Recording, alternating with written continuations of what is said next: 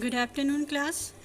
आज हम first unit का source of medieval Indian history के अंतर्गत हम मध्यकाल के उन ऐतिहासिक स्रोतों के बारे में, चाहे वो लिटरेचर हो चाहे वो आर्कियोलॉजिकल सोर्सेज हो, दोनों को हम पढ़ेंगे और समझेंगे।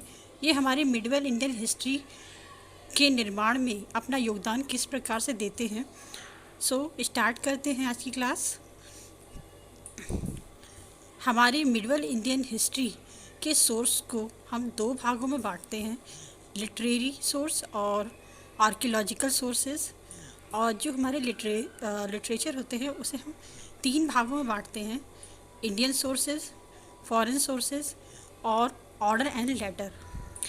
और वहीं पे आर्कियोलॉजिकल सोर्सेज को हम तीन भागों में बांटते हैं, मोनूमेंट्स, कॉइन और इंस्क्रिप्शन। भारतीय स्रोतों के अंतर्गत हम हिंदू मुस्लिम रचनाकारों द्वारा लिखे गए रचनाओं का अध्ययन करते हैं और जानते हैं ये हमारे मध्यकालीन इतिहास के किन शासकों के बारे में वर्णन करता है तथा उसकी प्रशासनिक नीति, आर्थिक नीति, सामाजिक नीति को किस प्रकार से हाईलाइट करता है। और वहीं पे विदेशी स्रोतों के अंतर्गत हम उन विदेशी यात्रियों के विवरण को पढ़ेंगे जिसमें हमें भारतीय परिवेश की, सामाजिक आर्थिक स्थिति की, राजनीतिक स्थिति की, उन अनछुए पहलुओं को पर प्रकाश डाला जाता है जिसका हमारे मध्यकालीन भारतीय इतिहास के निर्माण में मुख्य योगदान रहा है। और अब बात करते हैं ऑर्डर एंड लेटर्स की। इसके अंतर्गत हम उन ऑर्डर्स को हम अध्ययन करते हैं जो शासक द्वारा अपने अधिकारियों द्वारा राजा को एवं एक राजा द्वारा दूसरे राजा को लिखे गए। ये इसलिए इम्पोर्टेंट होती हैं क्योंकि ये बेसिकली किसी राजा की प्रशासनिक नीतियों को हाईलाइट करती है और साथ ही साथ अपनी प्रजा के लिए जो उनके व्यू थे उसको भी दर्शाती है। और अब बात करते हैं आर्कियोलॉजिकल सोर्सेज की।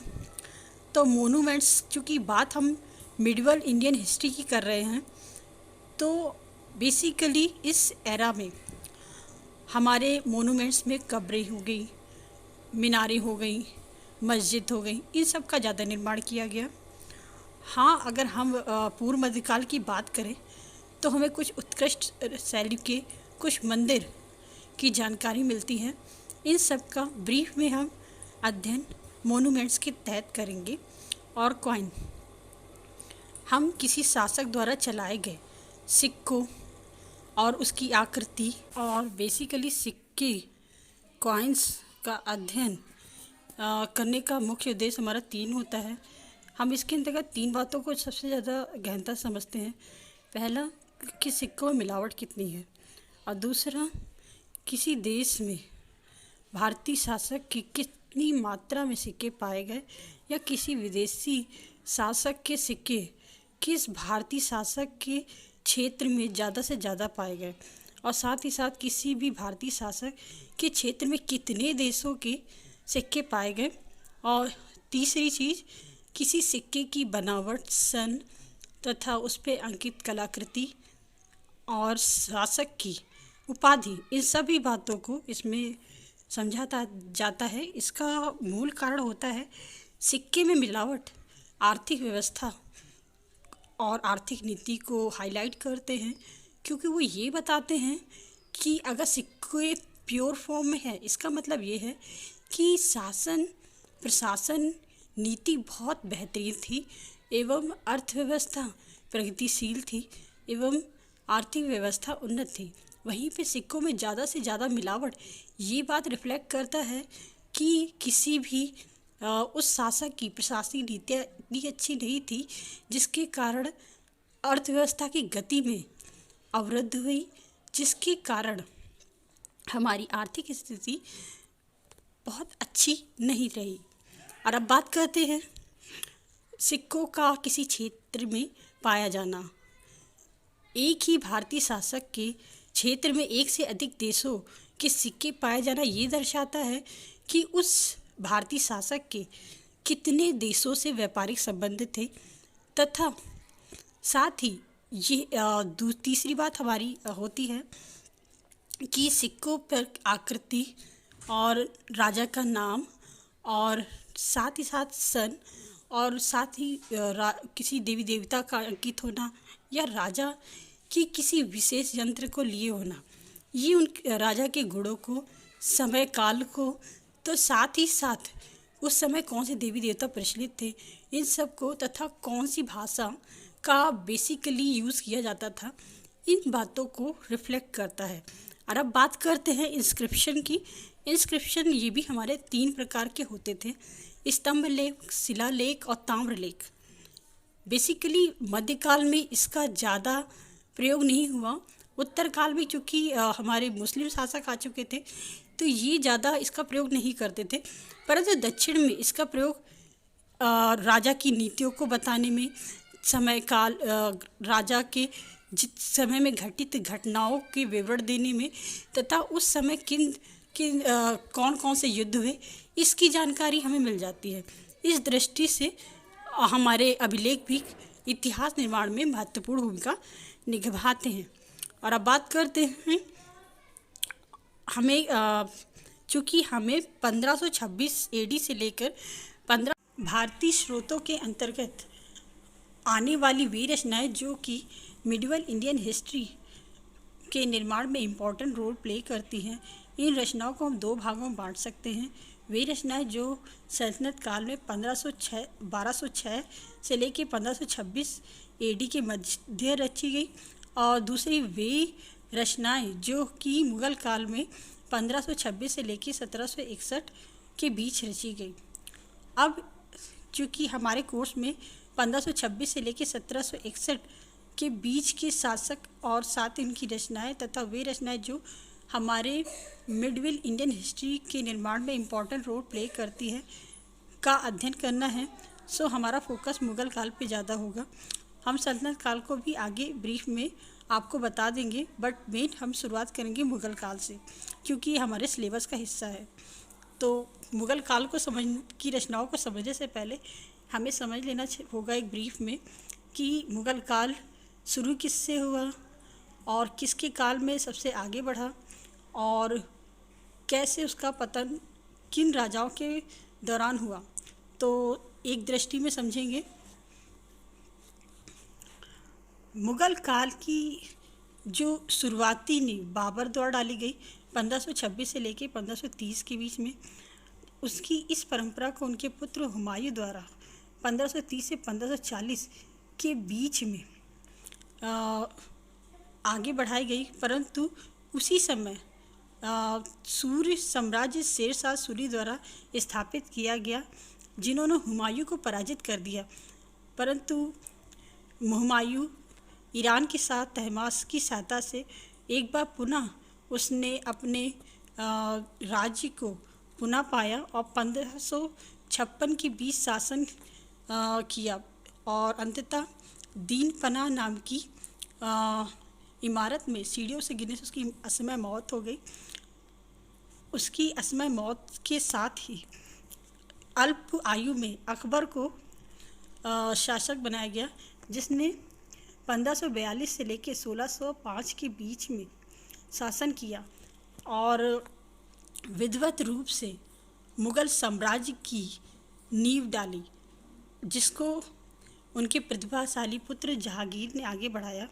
जहांगीर के पुत्र शाहजहां ने और बेहतरीन ढंग से स्थापत्य कला पर और फोकस किया और साहित्य के साथ साथ स्थापत्य कला के क्षेत्र में भी बेहतर काम किया।